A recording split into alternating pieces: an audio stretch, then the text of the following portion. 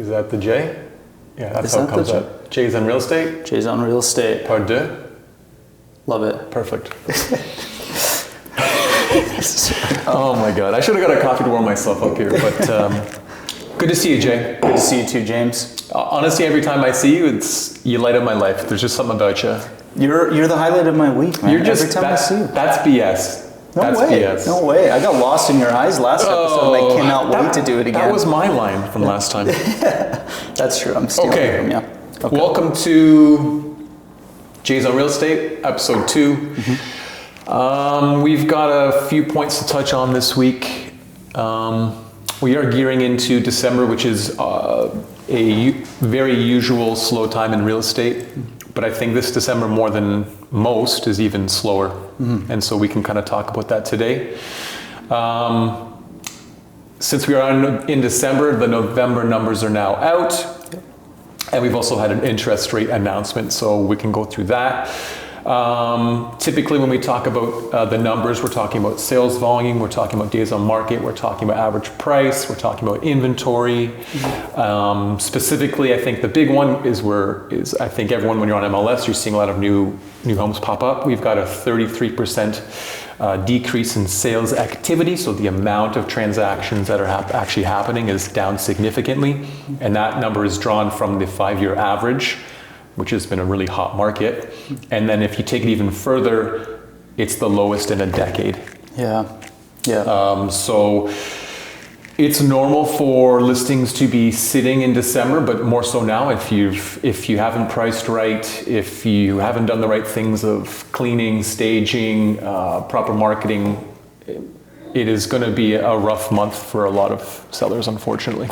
Yeah, absolutely. Now more than ever, it's important to not be cutting corners in terms of the presentation of your home and the marketing of your home. I know in our last episode, we talked about posting on Toronto boards and really broadening the buyer pool you can be looking at. And it really is becoming a game of you often have to look and present yourself better than the other house on the street. We are getting back to that market, right?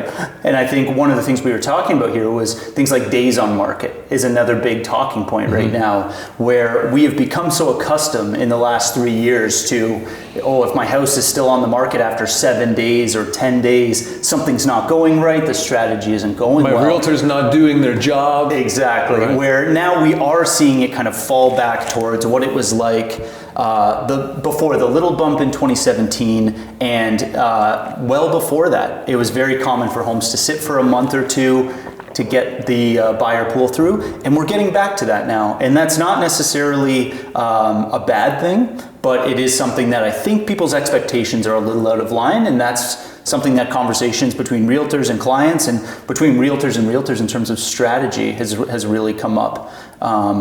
So those days on market, don't be too surprised if they continue to sit on the longer end of things, but really it seems more like a step back to normalcy for us, where the last few years were outliers, right? Not trends. I think we both might have had a few listings where, got an offer within 24 hours and all of a sudden it's a done deal, it's firm.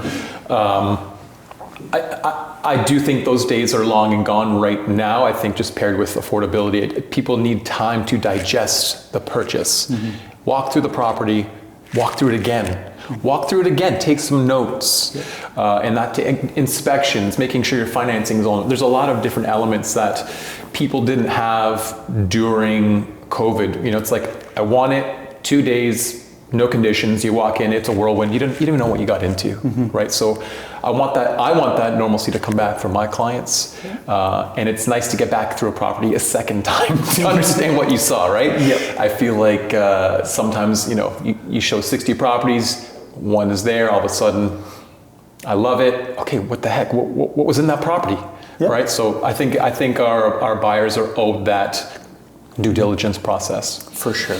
And so just to that point, 24 days is the average right now. And when we say DOM, that's the acronym Days on Market. The DOMs. The DOMs, yeah. And if for all those other people who see CDOM, continuous days, sometimes a realtor can repost, and so the public would see how long it's been reposted for as opposed to the continuous days it's been on market. Just a small tidbit. And then sales price is another thing we've kind of talked about. sales prices are continuing to decline as we're now sitting in and after all these interest rate hikes. People obviously just can't keep up with high rates and high prices. So one thing has to fall, and right now we're seeing that those prices come down. We are seeing a bit of stabilization on these single family homes. I do have an inkling as to why, but everything else, condos, townhouses, they're taking a little bit of a dive. So James, what is it about the detached single family homes that you think is causing them to hold steady? You and I talked this week about it. For me, personally, it's becoming a product type that it has what's called highest and best use, and basically it's the land where you can do multiple things on it. You know, when you have a condo or a unit, you have 4 walls and a ceiling and a floor. You can't do anything, right? You're limited to what's inside that unit. With a detached house, a single family home, you've got a lot. You can build a shed. You can build maybe an addition. You can build a granny suite. You can build a detached shop, whatever it may be. And one thing I love that you just talked about in our previous meeting was, what about the long-term effects? What about if someone wants to, or a developer or a builder wants to buy a few parcels together and then build something even grander in terms of high density? I think it's a great option for a long-term hold where it's really worth more. There's more things you can do with it. And so as builders build less of them, right? Municipalities are saying, listen, builder, you got to build stacked townhomes. You've got to build back-to-back townhomes, these are new products that we've only seen in the past few years. Just gives the end user more options at the end of the day. Yeah. Thoughts? Yeah, absolutely. I think there's a lot to be said, and this is a conversation that's always happened. And I know through the pandemic and stuff too, in all the chaos, I've often had clients who say, I want something detached. And I've always been very supportive of that for this exact reason. If you, down the line, it gives you more flexibility. You can stay a bit longer and do an addition. You could add value by building in granny flats, things like that. And yeah, there's a big push right now in Ontario and Canada as a whole to build more properties. So nobody's coming and knocking on your condo door saying, hey, can I offer you 3 times as much as you paid for it because I can get a lot of value. Whereas if you can get a block of homes together and a builder can come out and pay a decent price for 4 lots next to each other, they can be building 8, 16 units on that sometimes, and the value to them is significantly higher. Then you're almost dealing with selling a commercial property, right? And so the valuations can really vary. And so being in the detached space gives you more flexibility, and I think that's part of the reason why we continue to see more competition there, and that competition in pricing holding a little bit more than some of the other property types. Yeah, and I even saw like a zoning proposition for the region saying like 4 units will be allowed on a detached lot, right? So that kind of is kind of like the entry door to what can happen down the road. I saw that happen in London when I was like, wow, that's a lot of density. A lot of things can happen.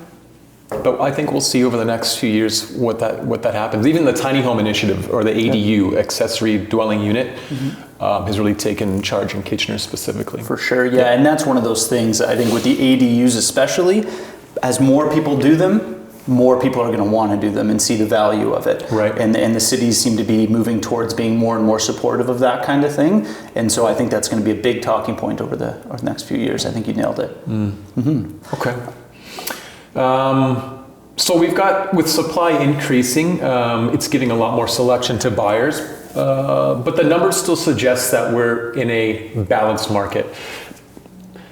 In some cases, a buyer's market, in very few instances, a seller's market.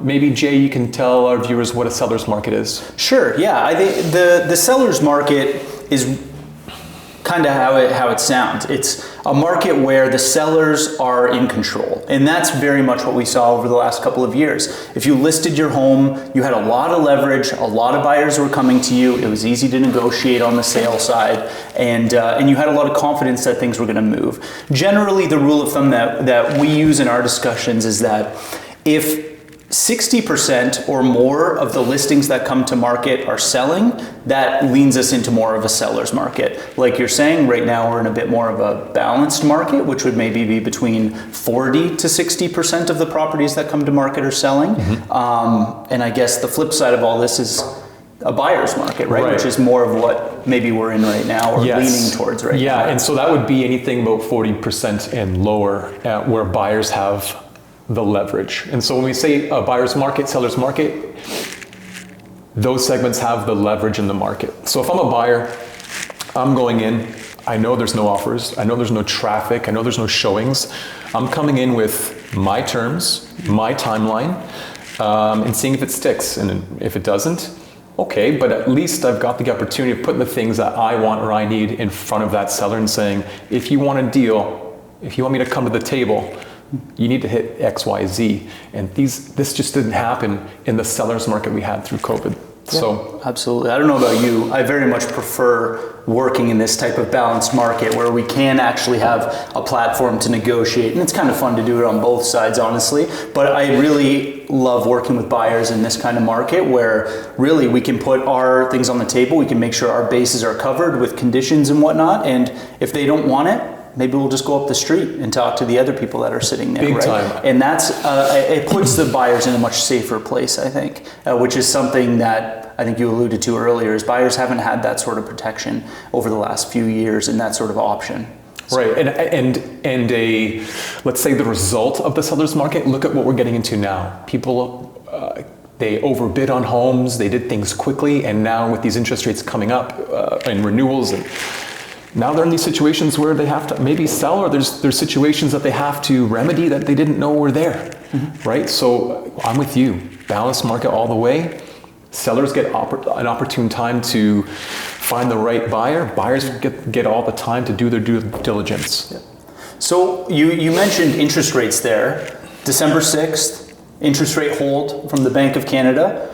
Curious kind of how you think that's going to play out and sort of affect the next month, 2 months, and maybe even into the spring market. Are we back into the crystal ball? Like again, I forgot mine in my car, right? Shoot, yeah. So, yeah, great point. So, I was always on board that the rates were going to come up at least one or two more times since September. I just felt when I was in the summer, I saw patios full, I saw restaurants full, shopping stores full. That means people are spending money. And now we're starting to see people peel back. You know, things are becoming emptier. People are holding on to their funds because the rates have hiked and people are strapped, they're capped. So with a third consecutive hold, it gives me kind of a ambitious feeling about buying in the new year. Whereas we're starting to already hear the bond yields are coming down, which are tied to fixed rates. So fixed rates are slowly coming down. That's a good thing. Getting affordability back to the market is important. But prediction-wise, January, February is traditionally slow. And we call the spring market, it's not actually in spring, it's usually earlier. Sometimes, I mean, through COVID, it was January, it could be February, it could be March. I do think there's going to be some opportunities out there for people who've been on the sidelines, been waiting, and there is going to be a glut of inventory coming on. The people that held off for the winter, or maybe they're in situations that they just can't maintain. So I do think from a buyer's perspective, I think it will be great. From a seller's perspective, I don't know. I honestly don't know what to expect, but I'm having those conversations with my clients ahead of time. I don't want them to be put in a situation where they're all of a sudden in peril. So, yeah, absolutely. I think I'm with you on a lot of that. I think the resale side of things, as we go into 2024 here, I think we are going to see a lot of people kind of struggling as they refinance if they purchased on a fixed rate in 2020 and we're getting into 2024 here. But a lot of people are going to be coming up for renewal in the next 18 months, 2 years here. So I think we're going to see a lot of supply hit the market, but I think with a little bit of stability in interest rates here, buyers are going to know what numbers they have to work with. They know that they've got some options in the market and they'll be able to do some homework and I think things are likely to start picking up a little bit again, maybe into the summer, with the winter being a little bit slow as it usually is. But for 2024 then, how does this kind of stuff impact the new build space? You do a lot there. New builds, yeah. So, yeah, good question. I find the two are not completely, but I think there's a disconnect between new builds and resale at the moment. And the reason being is when you're building new product, it's usually done in phases. And there's usually an incentive to get on the ground floor, so in the first phase. Builders don't want to bring their prices down. It affects previous purchasers to their, oh my goodness, I bought this and they got that deal. It changes the sentiment. So traditionally, it's like get in the ground floor, you pay X. As we build and you get in later where you're living through less construction, you're paying a little bit more because you don't have to go through that stuff. Builders are not bringing their prices down, whereas resale market, the prices are coming down. In fact, we just talked about it. I saw 2 listings, now these are high-end listings, but $500,000 was a reduction off of their price. $500,000, like, this is a huge amount of money, right? So like, have we mispriced it? Are these people can't afford the home? I don't know, but what I am seeing on the new build side is it's being incentivized on the back end. So cash back on closing, meaning you get a lump sum from your statement of adjustments to buy furniture, landscape, whatever you want to do. I'm seeing mortgage buy down programs. I'm seeing upgrade dollars being presented. Appliances and it sounds to me like I don't do a ton in the new build space, to be honest, and my understanding has always been that you don't have a lot of negotiation room with a builder, but it's kind of sounding like maybe that is on the table now. So just again, you don't know unless you try. Yep. And through COVID, the builders really took advantage of the market, and there would be like 1,400 people for 6 different lots. Okay. Now there's no people, and we've got 100 lots, right? So the landscape has changed. So if you are working with a realtor, or let's say you're looking at new builds, get a realtor in your pocket that knows new builds, get a lawyer who does new builds, and actively try to find the best deal for yourself. There's some hidden fees in the back end that can be negotiated out, called levies or development charges. There's always a different thing, but having a realtor in your back pocket, I think, is really important. So to your point, yes, there are some chances to negotiate, but they're not showing you that on the sticker price. Right, yeah. Builders are in such a unique position because a seller as an individual has their own situation, their own motivations, and they can drop their price to move a property, yes, to move through this phase of their life. A builder has a reputation to uphold. Correct. And if they seem inconsistent in their valuations and what they're offering people, like you're saying, people who bought 6 months ago who are now seeing massive discounts are not going to have a great perception or recommendation to friends and family about that builder or what they could potentially be doing. They're not very predictable in terms of what they're doing. And so it's unique in that they are moving so much product and they have to be thinking about it on such a large scale compared to your average resale individual who has a lot more wiggle room as long as it fits their situation. So to that point, I think because it's an open market, I think the builder has the right to fluctuate that price. Just like on a resale home, it was $1 million during COVID and now it's $850 now. I think that it's okay for those incentives to be there, personally. Yeah. I think it's like when you buy a stock at X and it goes up, you made money, that's great. Well, if you buy a stock and it goes down, it's an open market. You win, you lose, right? So you can't time the market. I'm just saying that's how I feel about things. Not everyone, you can't always have winning situations. Right. People lose too. Yep. Yeah, and it's a complicated space. For sure. Totally. Yeah. So you kind of talked about that. Buying and selling strategies in this new landscape. So you're especially on the new build side, but in resale too, what are you telling people on the buy side? If you're working with buyer clients right now, how are you advising them and how is that different than what you might have been telling them 2 years ago? Oh, no, I already talked about that, Jay. That's my fault. That was the wrong cue. Okay. I'm so sorry. No need to apologize. Well, but I would say then, if we're coming from the buy side and talking about some of the leverage that buyers have, I think it makes sense to be touching on the flip side of that coin, which is, what do you tell sellers right Correct. now? So how do you prepare sellers? Tell me what a seller should do in this new landscape. Love it. I think that Yeah, sellers are in a very unique spot, and I think now more than we've seen in the last 5-10 years, even like you're saying with sales slowing down so much, the individual situation is really going to impact how a seller approaches listing. Over the last couple of years, price it low, you're going to get a good price. It's likely not going to have conditions. You don't have a ton to worry about. So whether you're an investor who's in a bit of dire straits with their finances, or you're somebody who just has no real motivation to sell, but will take a good price if they get it. A couple years ago, that didn't really change anything. You market the heck out of it, price it low, let people compete. Now we're running into a situation where seller's motivation really makes a big difference. If you are going into 2024, 2025 expecting to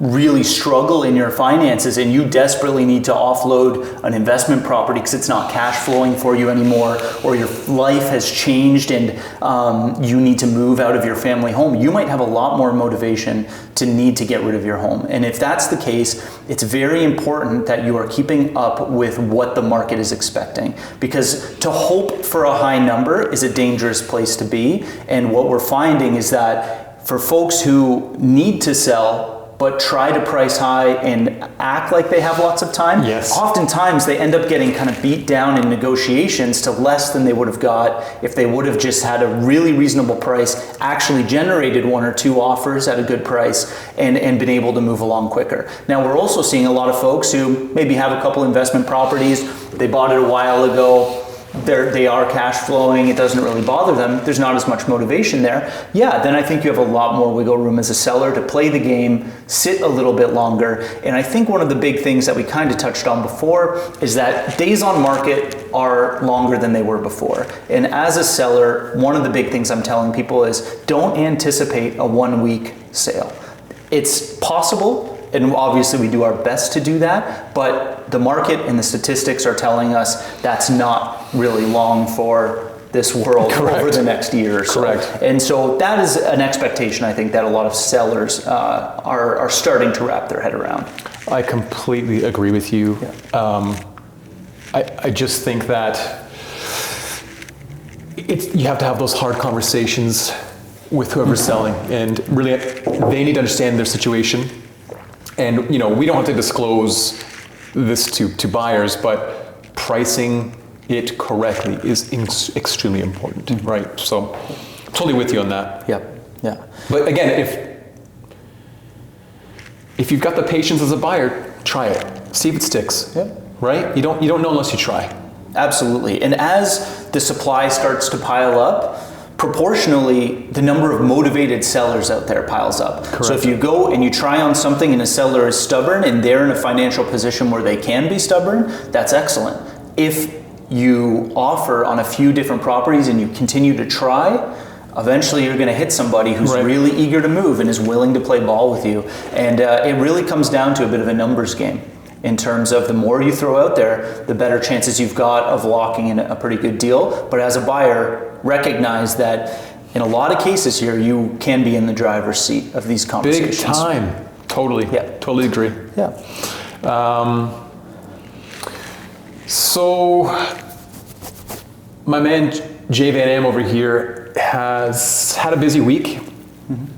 Last week there was a voting at Bingaman's for our new set of directors for RAR, Waterloo Region Association of Realtors. My goodness, that's also a brand new acronym we had to learn. But to that point, I do believe the numbers suggest he had the second most votes. But may I present your newest RAR director, Jay Van Am? Yeah, President-elect. President-elect. Forgive me. Yeah. This is I think really important, and I want you to explain to our viewers A, what this means to you, and B, how this can affect maybe your clients or your day-to-day business. Yeah, absolutely. I think to throw back a little bit, shortly after getting into the industry, in an industry that has done well by me and one that I really enjoy, early on I started volunteering with the association and feeling like I need to kind of give back. I want this to still be an industry I want to be a part of in 10 years from now. And so that kind of kicked off in 2018. And as I've been involved in different things, I was ultimately elected in 2020 to be a director for the association and have been re-elected now in 2023. And for me, that's very important because it gives me that chance to have a say in the direction of where our industry is going. And from a business beneficial standpoint, I get to be on the front lines. In fact, I'm making some of the decisions that are going to impact how clients are interacting with their realtors, what kind of tools realtors have. And so not only do I have an inside track to knowing about those things maybe a couple months before others, but it allows me to influence and make sure that these things that are coming down the line make the most sense for the average agent, and that's a group I would probably throw myself in. I loved your speech. I love your capacity. I love your dedication. So I think you're a great asset, and I'm happy that you're on the board again. I appreciate that. Yeah, it's a role. It's a role I take very, very seriously. I think all of us in the office understand that as well, right? If we got questions, we can kind of rely on you to kind of lead us in the right direction. But we're really proud of you, buddy. Yeah, I appreciate that, man. I appreciate the shout out on that one. Yeah. And so what's been going on your side? What have you been up to? Yes, lately? well, thank you for posing that question, Jay. So a bit of a shift in my business. I mean, I've been doing resale now I celebrated my 5th year in October. But prior to that, I did specifically new builds with Fusion Homes, about 4 years. So we've gathered a few great minds, and people who've done a bit of this before, and we've put together something called TWNB, Trillium West New Builds. And it's a division where we are putting together a database of new projects, resources, not only for buyers, investors, but also for developers, also for small builders that need sales teams to help move their products. So I think a lot of my people on my socials have seen a bit of an uptick in social media. I mean, I'm personally a fan of it. I'm doing this because I love him and I want to talk about real estate, but you won't see my face on signage and buses and things like that. But with this new initiative and goal of building all these homes in Ontario and Canada, I think there's a really good opportunity out there. I think through COVID, builders didn't do a good job of creating a fun, understanding experience for those purchasers, and it was kind of a fly by your seat experience. Take the time, understand the product, understand the process, understand what you're getting into, and that's where my passion kind of comes from. So I'm trying to build that up a little bit right now, and I'm excited to be a part of it. So, and you've done excellent things. Like there's no doubt that you're approaching this in a way that is full service from a developer standpoint and what you might be able to offer them, right, but also information going out to buyers and how to interact with builders out there right now. And again, maybe some of the leverage they may have in those conversations. And so you're really looking at it in a holistic way. It's been awesome to see. And I've seen that uptick in socials as much as you might hate it, but it seems like you're doing a really, really good job on that front. Appreciate it. Thanks. So it's I like it. I think also like building something from scratch and getting to pick it. Like in resale, you get the vision, you have the plan, but in the new sale, you kind of get it, you can upgrade it, make it your own right off the bat. That's kind of fun. So, awesome. Last thing I want to talk about, and just because we're getting to that point of the holidays, is our food drive. So we did have our Santa event here at the Kitchener office. It was a success. Free pictures with Santa. We still have it going on in Guelph, 11 to 2 p.m. In Guelph. Free picture Santa. But we do need donations of food, and that is kind of your entry to have the photo taken. But to that point, we also need your help in Kitchener as well. We're looking a little lean here. We need some cooperation from our local friends and family. Anything you want to add there? Yeah, I think just that we're in a time where it's difficult for everybody. I think everybody's feeling a bit of a financial pinch that they didn't feel a couple of years ago, but finding opportunities to help those who may be even further less fortunate than you might be, and folks who maybe don't even have things like a roof over their head right now. If you feel like you're struggling, I'm sure there are folks out there who are a little bit worse off, and really even just a little bit of food and a little bit of support to the shelters and stuff right now goes a really, really long way with them. So any support you've got on that side is greatly appreciated. Reach out to James or myself, and we're happy to pick things up for you, drop them off for you, or direct you towards where Santa's having his pictures taken on Saturday, on the 9th. Yeah. So, and I'll be taking, with our admin staff, I'll be taking and weighing the items on the 13th, the Wednesday. So that's really the final deadline. So support if you can. Yeah. We'd love it. Excellent. Okay. Kind of a short, brief episode. Yeah. Are we going to do an episode 3? I think we need to. Okay, If yeah. nothing else, I want to record another conversation with you, even if it doesn't get out to the others. I want that for my own collection. Okay, sounds good. Yeah. Put it in the bank. We do have a meeting next week, so maybe we can give you an update on the numbers. I don't know how much it's going to move from the beginning of the month, but we'd love to kind of tie that in and help you navigate your new year. So with that said, Jay's on Real Estate, signing off. Take Thanks care. again, brother. Good to see you, man. Oh, sorry, freezing.